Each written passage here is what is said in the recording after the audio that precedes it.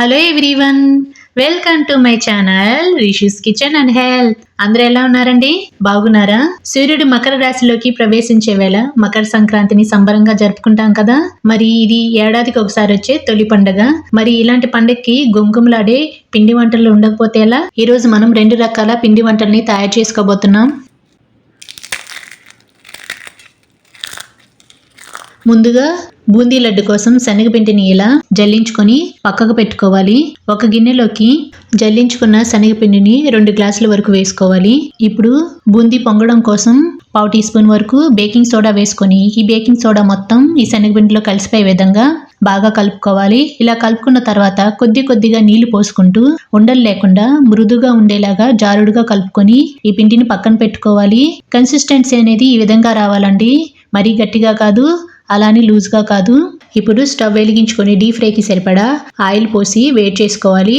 Oil బాగా వేడెక్కిన తర్వాత ఫ్లేమ్ని మీడియంలో పెట్టుకొని బూందీ గరిటె సహాయంతో ముందుగానే కలిపి ఉంచుకున్న శనగపిండి మిశ్రమాన్ని కొద్దిగా వేసుకోవాలి. పిండిని ఒకేసారి ఎక్కువ మొత్తంలో బూందీ గరిటెలో వేయకూడదు. ఇలా చేస్తే పిండి ముద్దలుగా పడుతుంది, సరిగ్గా వేగదు. ఇప్పుడు లైట్గా వేగిన తర్వాత చేత్తో ఇలా బూందీని నొక్కి పట్టి చూస్తే కొంచెం సాఫ్ట్గా అవ్వాలి. అలా సాఫ్ట్గా అయితే మనకి బూందీ లడ్డుకి కరెక్ట్ కన్సిస్టెన్సీ అండి. ఇప్పుడు ఇలా లైట్గా గోల్డెన్ బ్రౌన్ కలర్ వచ్చిన తర్వాత ఒక ప్లేట్లోకి తీసుకుందాము. సెకండ్ బ్యాచ్ వేయబోయే ముందు ఒక 2 నిమిషాల పాటు ఆయిల్ని వేడి చేసుకున్న తర్వాత సెకండ్ బ్యాచ్ వేసుకోవాలి. మీకు బూందీ సరిగ్గా పొంగనట్లయితే శనగపిండిలో కొద్దిగా బేకింగ్ సోడా వేసుకొని కలుపుకొని బూందీ వేసుకుంటే బూందీ చక్కగా పొంగుతూ వస్తుందండి. ఇదే విధంగా బూందీ మొత్తం వేసుకోవాలి. ఇప్పుడు ఒక మిక్సీ జార్లోకి 1.5 కప్పు బూందీ వేసుకొని మరీ మెత్తగా కాకుండా లైట్ బరకగా ఇలా మిక్సీ పట్టుకోవాలి. కన్సిస్టెన్సీ అనేది ఈ విధంగా వస్తే సరిపోతుంది. ఈ బూందీని పక్కన పెట్టుకోవాలి. ఇప్పుడు పాకం కోసం ఒక ప్యాన్లోకి 1.25 గ్లాస్ వరకు పంచదార తీసుకోండి. అంటే 2 టేబుల్ స్పూన్లు తక్కువ 2 గ్లాసుల వరకు తీసుకోండి. మీరు స్వీట్ ఎక్కువ తినేవారైతే 2 గ్లాసులు పంచదార అయితే సరిపోతుంది. 1.25 వరకు నీళ్లు పోసుకొని స్టవ్ వెలిగించుకొని స్టవ్ పైన ప్యాన్ పెట్టుకొని మీడియం ఫ్లేమ్లో ఈ పంచదారని ఇలా కరిగించుకోవాలి.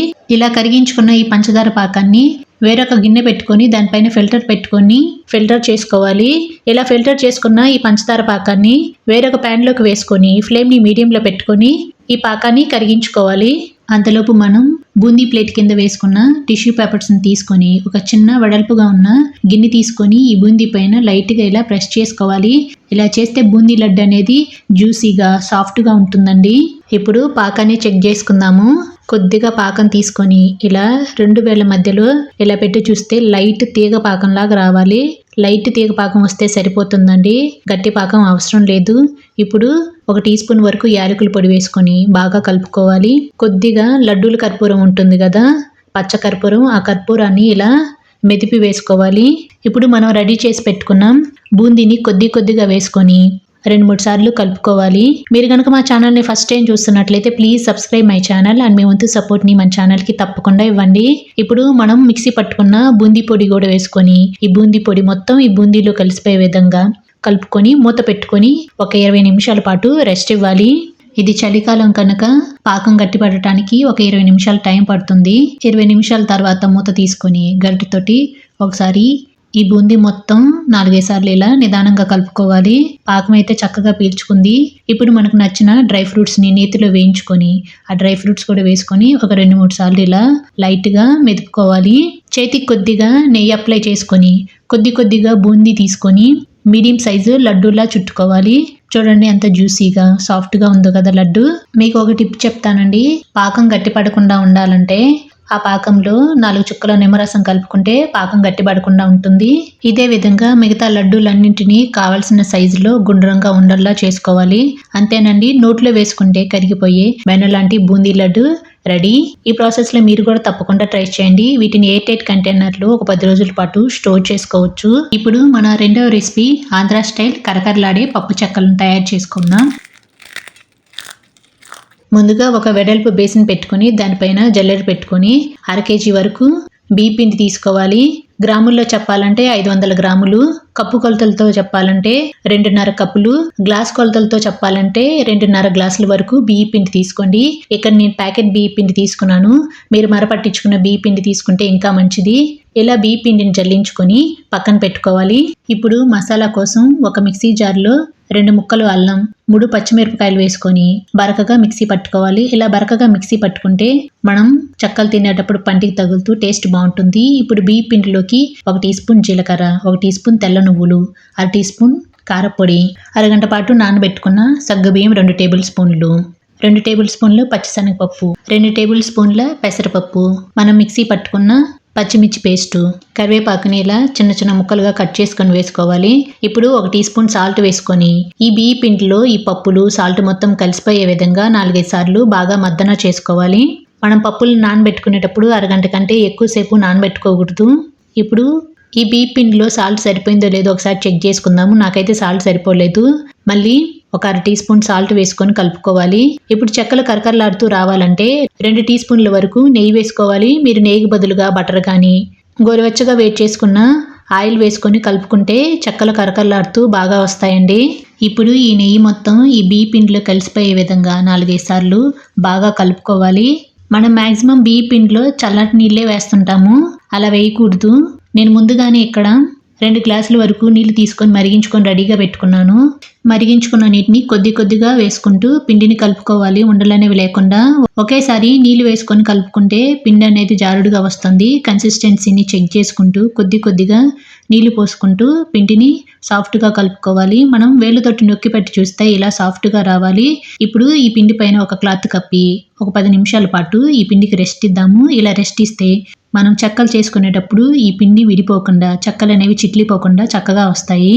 10 నిమిషాల తర్వాత ఈ పిండిపై ఉన్న క్లాత్ తీసుకొని ఈ పిండిలో నుంచి కొద్దిగా పిండిని తీసుకొని మళ్ళీ ఈ పిండి పైన క్లాత్ కప్పుకొని ఈ పిండిలో నుంచి కొద్దిగా పిండి తీసుకొని చిన్న నిమ్మకాయంత సైజు ఉండల్లాగా చుట్టుకొని ఈ ఉండలన్నిటిని రెడీ చేసుకొని పక్కన పెట్టుకోవాలి. ఇప్పుడు చెక్కలు చేసుకోవడానికి మీకు 3 ప్రాసెస్ చెప్తానండి. అందరికి పూరీ ప్లేస్ ఉండాలని గ్యారంటీ లేదు కదా. పూరీ ప్లేస్ లేని వాళ్ళు ఎలా చేసుకోవాలో చెప్తాను. ఒక గిన్నెలోకి సరిపడా ఆయిల్ తీసుకొని చేతికి ఆయిల్ అప్లై చేసుకొని పూరీ ప్లేస్కి 2 కవర్లు ఇలా చుట్టి పైన కింద ఆయిల్ అప్లై చేసి చిన్న నిమ్మకాయంత సైజు పిండి ముద్ద తీసుకొని నెమ్మదిగా ఇలా రౌండ్గా ప్రెస్ చేసుకోవాలి. చూడండి చాలా పల్చగా చక్కగా వచ్చాయి కదా. ఇలా రెడీ చేసుకున్న చెక్కల్ని ఒక ప్లేట్లోకి తీసుకుందాము. ఇప్పుడు రెండో ప్రాసెస్ చెప్తాను.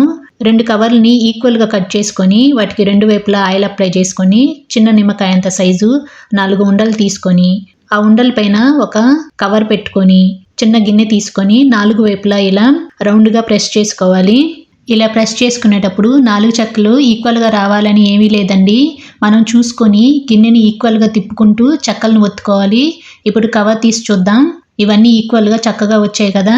పూరీ ప్లేస్కి అయితే పల్చగా వస్తాయి, దీనికి కొంచెం లైట్గా మందంగా వస్తాయండి, అయినా పర్వాలేదు. ఇప్పుడు మూడో ప్రాసెస్ చూద్దాము. ఒక కవర్కి ఆయిల్ అప్లై చేసుకొని చిన్న నిమ్మకాయంత సైజు పిండి ముద్ద తీసుకొని చేత్తో ఇలా ఈక్వల్గా ఒత్తుకోవాలి. ఇదే విధంగా మిగతా చెక్కలన్నింటినీ చేసుకొని ఒక ప్లేట్లోకి తీసుకొని పక్కన పెట్టుకుందాము. ఇప్పుడు స్టవ్ వెలిగించుకొని డీప్ ఫ్రైకి సరిపడా ఆయిల్ వేసుకొని ఆయిల్ వేడెక్కిన తర్వాత ఒక పిండి ముద్దనైతే ఇలా వేస్తే ఆయిల్లో ఈ పిండి ముద్ద పైకి ఇలా తేలాలి. ఇలా తేలుతున్నప్పుడు మనం రెడీ చేసి పెట్టుకున్న చెక్కల్ని ఒకేసారి కాకుండా కొద్దిగా వేసుకోవాలి. ఇక్కడ నేనైతే 4 చెక్కల వరకు వేసుకున్నాను. ఇవి ఫ్రీగా ఫ్రై అవ్వాలండి, అంతేగాని ఎక్కువ మొత్తంలో వేయకూడదు. ఇలా వేసుకొని 2 వైపులా తిప్పుకుంటూ మంచి గోల్డెన్ బ్రౌన్ కలర్ వచ్చేంత వరకు ఈ చెక్కల్ని వేగనివ్వాలి. ఇలా గోల్డెన్ బ్రౌన్ కలర్ వచ్చిన ఈ చెక్కల్ని ఒక ప్లేట్లోకి తీసుకుందాము. అదే విధంగా సెకండ్ బ్యాచ్ వేసుకోవాలి. సెకండ్ బ్యాచ్ వేసే ముందు ఆయిల్ని కొద్దిగా వేడి చేసుకున్న తర్వాత సెకండ్ బ్యాచ్ వేసుకోవాలి. ఇదే విధంగా మిగతా చెక్కలన్నింటినీ వేసుకొని ఒక సర్వింగ్ ప్లేట్లోకి తీసుకొని సర్వ్ చేసుకుంటే ఎంతో రుచిగా ఉండే కరకరలాడే ఆంధ్ర స్టైల్ పప్పు చెక్కలు రెడీ. ఈ చెక్కల్ని 8 కంటైనర్లో ఒక 15 రోజుల పాటు స్టోర్ చేసుకోవచ్చండి. ఈ 2 రెసిపీస్లో ఏ రెసిపీ మీకు బాగా నచ్చిందో నాకు కామెంట్ చేయండి. ఈ సంక్రాంతి పండుగకి మీరు కూడా తప్పకుండా ట్రై చేయండి. మా వీడియో కనుక మీకు నచ్చినట్లయితే ఇలా చూసి అలా వెళ్ళక వెళ్లే ముందు ఒక లైక్ చేయండి, మీ ఫ్రెండ్స్కి రిలేటివ్స్ షేర్ చేయండి, కామెంట్ చేయండి, సబ్స్క్రైబ్ చేయండి. Thanks for watching.